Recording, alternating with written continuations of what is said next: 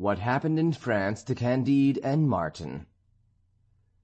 Candide stayed in Bordeaux no longer than was necessary for the selling of a few of the pebbles of El Dorado, and for hiring a good chaise to hold 2 passengers, for he could not travel without his philosopher Martin.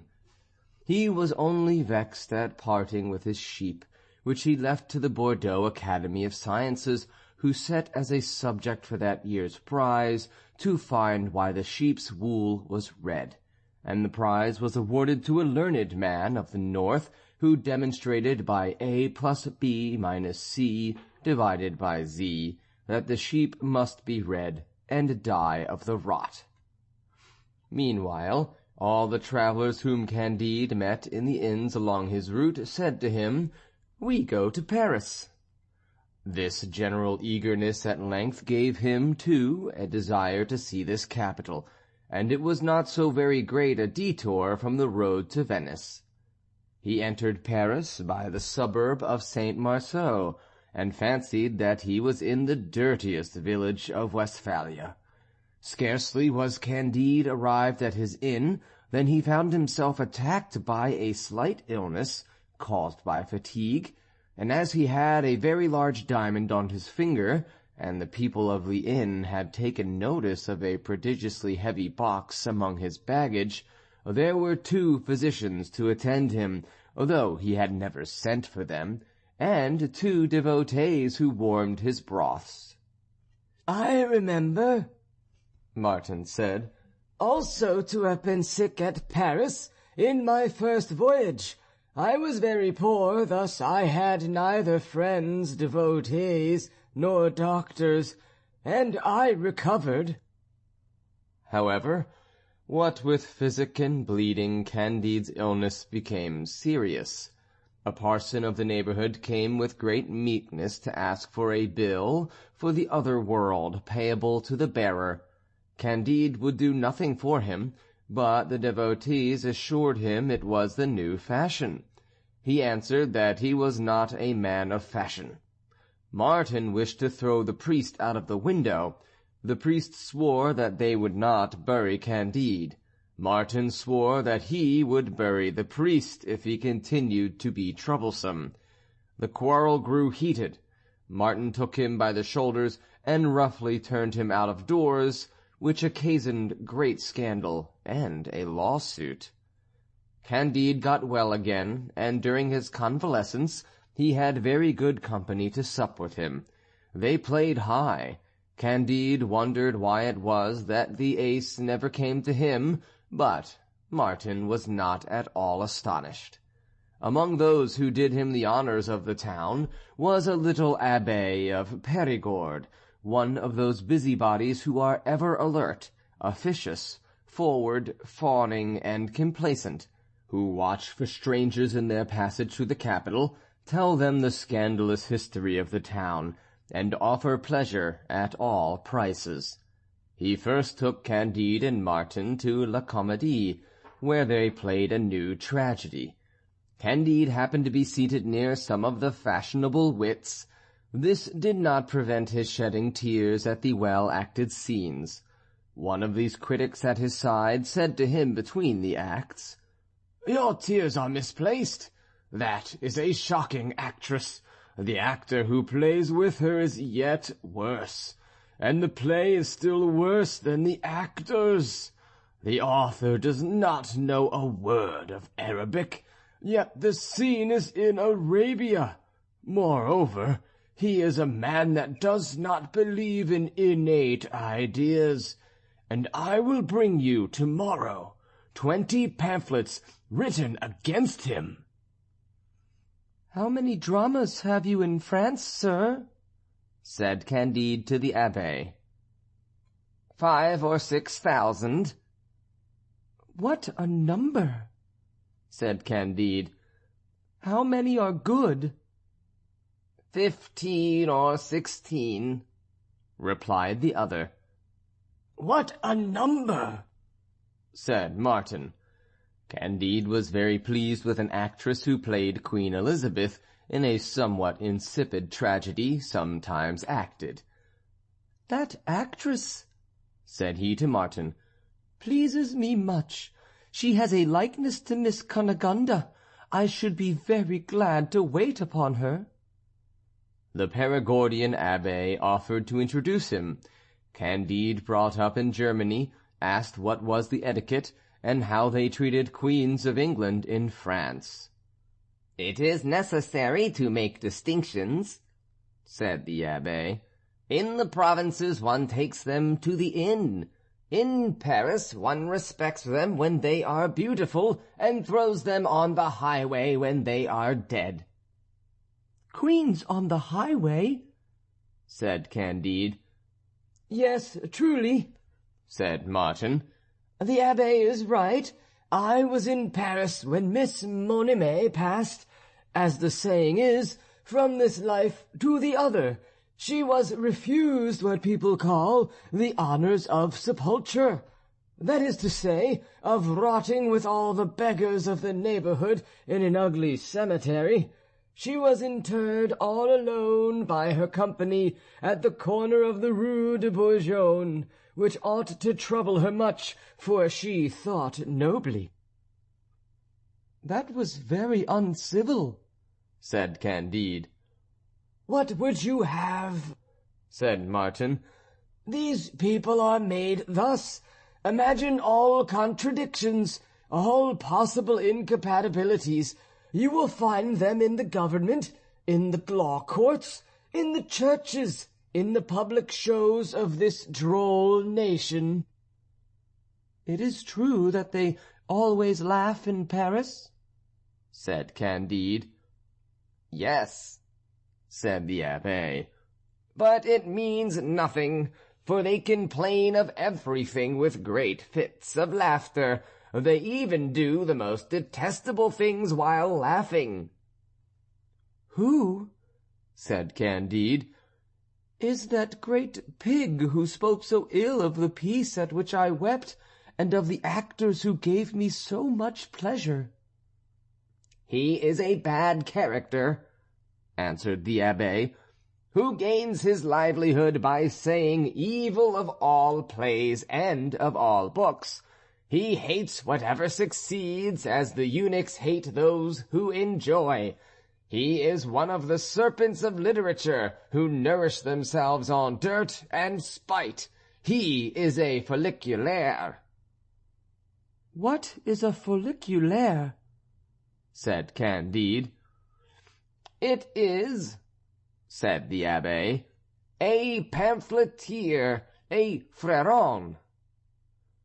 Thus Candide, Martin, and the Perigordian conversed on the staircase, while watching everyone go out after the performance.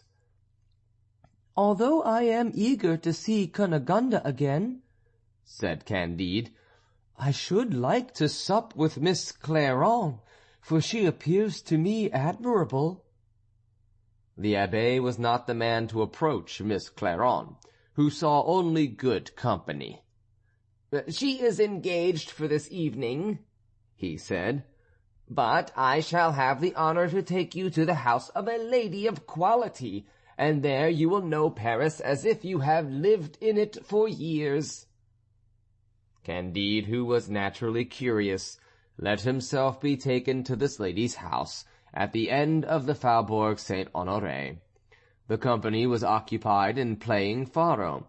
A dozen melancholy punters held each in his hand a little pack of cards, a bad record of his misfortunes. Profound silence reigned. Pallor was on the faces of the punters, anxiety on that of the banker, and the hostess, sitting near the unpitying banker, noticed with lynx eyes all the doubled and other increased stakes, as each player dog's-eared his cards. She made them turn down the edges again with severe but polite attention. She showed no vexation for fear of losing her customers. The lady insisted upon being called the Marchioness of Parolignac. Her daughter, aged 15, was among the punters, and notified with a covert glance the cheatings of the poor people who tried to repair the cruelties of fate. The Perigordian abbe, Candide, and Martin entered. No one rose, no one saluted them, no one looked at them.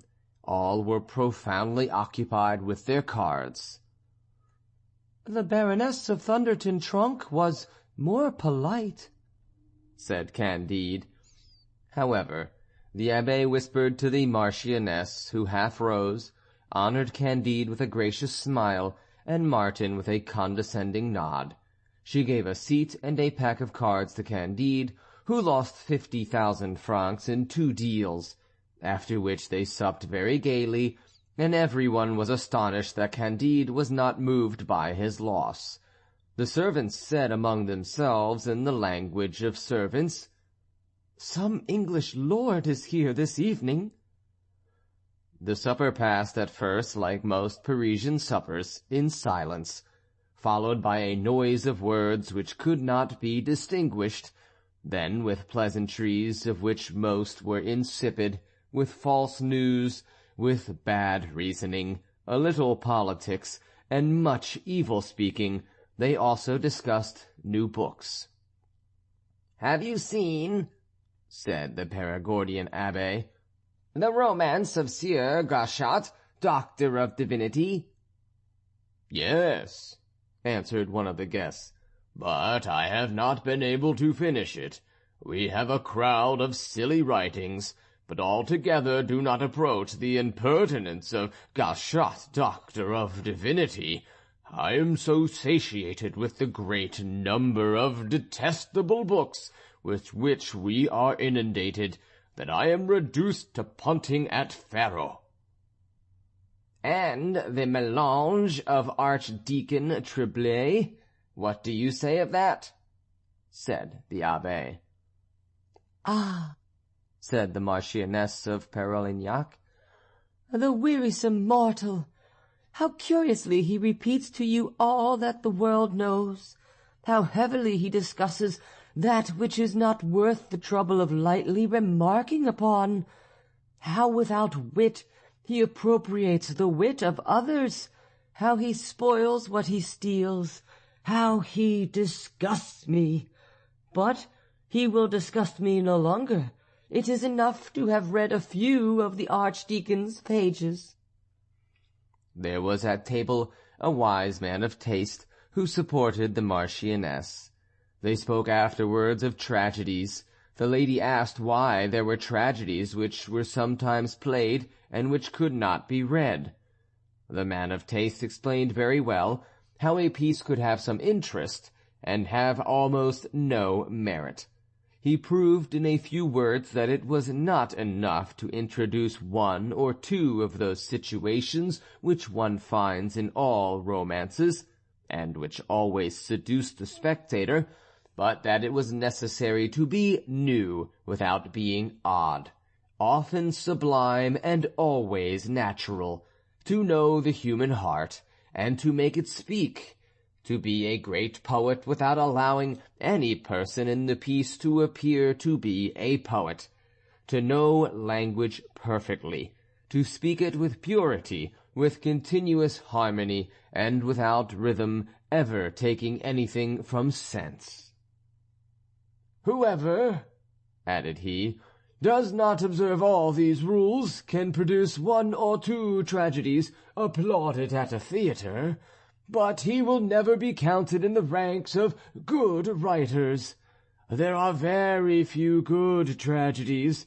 Some are idylls in dialogue, well written and well rhymed; others political reasonings which lull to sleep, or amplifications which repel; others demoniac dreams in barbarous style, interrupted in sequence with long apostrophes to the gods, because they do not know how to speak to men, with false maxims, with bombastic commonplaces." Candide listened with attention to this discourse, and conceived a great idea of the speaker, and as the Marchioness had taken care to place him beside her, he leaned toward her and took the liberty of asking who was the man who had spoken so well. "He is a scholar," said the lady. who does not play, whom the Abbé sometimes brings to supper. He is perfectly at home among tragedies and books, and he has written a tragedy which was hissed, and a book of which nothing has ever been seen outside his bookseller's shop, excepting the copy which he dedicated to me." "The great man," said Candide. "He is another Pangloss." Then turning towards him, he said, "Sir, you think doubtless that all is for the best in the moral and physical world, and that nothing could be otherwise than it is." "I, sir," answered the scholar, "I know nothing of all that. I find that all goes awry with me, that no one knows either what is his rank, nor what is his condition, what he does, nor what he ought to do, and that except supper, which is always gay, and where there appears to be enough concord, all the rest of the time is passed in impertinent quarrels, Jansenist against Molinist, Parliament against the Church, men of letters against men of letters, courtesans against courtesans, financiers against the people, wives against husbands, relatives against relatives. It is eternal war." "I have seen the worst," Candide replied. "But a wise man, who since has had the misfortune to be hanged, taught me that all is marvellously well. These are but the shadows on a beautiful picture." "Your hanged man mocked the world," said Martin. "The shadows are horrible blots." "They are men who make the blots," said Candide, "and they cannot be dispensed with." "It is not their fault, then," said Martin. Most of the punters, who understood nothing of this language, drank, and Martin reasoned with the scholar, and Candide related some of his adventures to his hostess. After supper, the Marchioness took Candide into her boudoir and made him sit upon a sofa. "Ah, well," said she to him, "you love desperately Miss Cunegonde of Thunderton Trunk?" "Yes, madame," answered Candide. The Marchioness replied to him with a tender smile. "You answer me like a young man from Westphalia.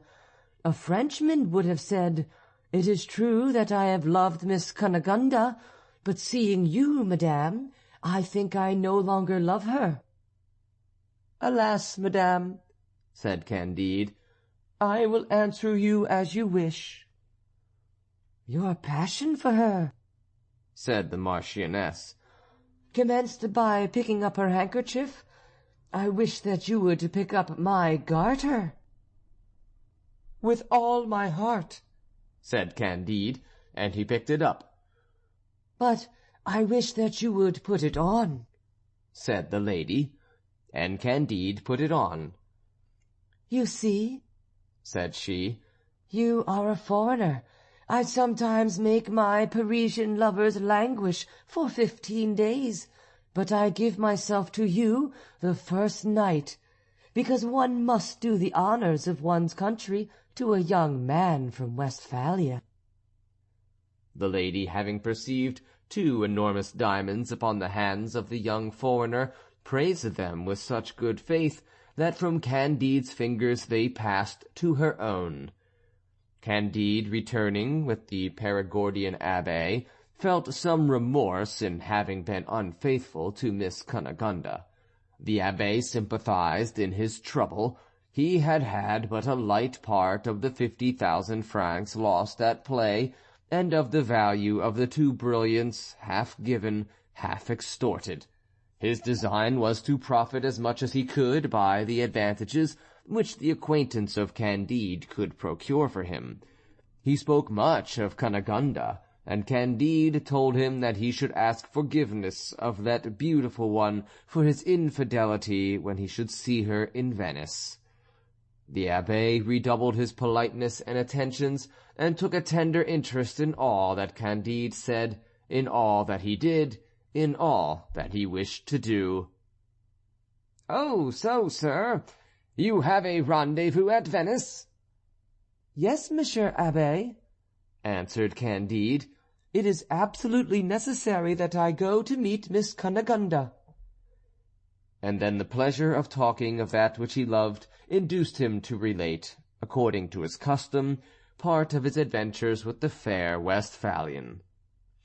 "I believe," said the abbé, "that Miss Cunegonde has a great deal of wit, and that she writes charming letters." "I have never received any from her," said Candide. "For being expelled from the castle on her account, I had not an opportunity for writing to her. Soon after that I heard she was dead. Then I found her alive. Then I lost her again. And last of all, I sent an express to her 2,500 leagues from here, and I wait for an answer." The abbé listened attentively, and seemed to be in a brown study. He soon took his leave of the two foreigners after a most tender embrace. The following day Candide received, on waking, a letter couched in these terms: "My very dear love, for 8 days I have been ill in this town. I learn that you are here. I would fly to your arms if I could but move. I was informed of your passage at Bordeaux, where I left faithful Cacambo and the old woman, who are to follow me very soon. The governor of Buenos Aires has taken all, but there remains to me your heart. Come, your presence will either give me life or kill me with pleasure." This charming, this unhoped-for letter transported Candide with an inexpressible joy, and the illness of his dear Cunegonde overwhelmed him with grief. Divided between those two passions, he took his gold and his diamonds and hurried away with Martin to the hotel where Miss Cunegonde was lodged. He entered her room trembling, his heart palpitating, his voice sobbing. He wished to open the curtains of the bed and asked for a light. "Take care what you do," said the servant maid. "The light hurts her." And immediately she drew the curtain again.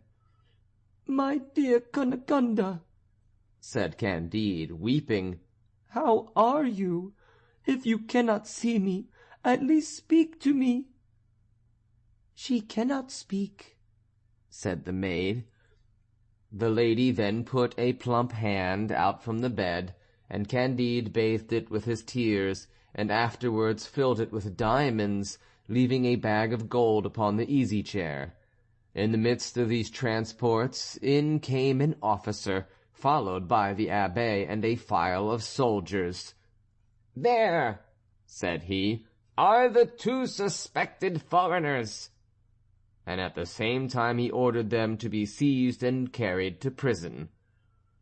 "Travelers are not treated thus in El Dorado," said Candide.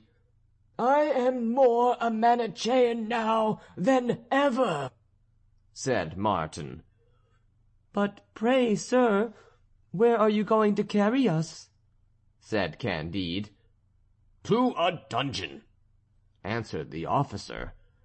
Martin, having recovered himself a little, judged that the lady who acted the part of Cunegonde was a cheat, that the Perigordian abbé was a knave who had imposed upon the honest simplicity of Candide, and that the officer was another knave, whom they might easily silence.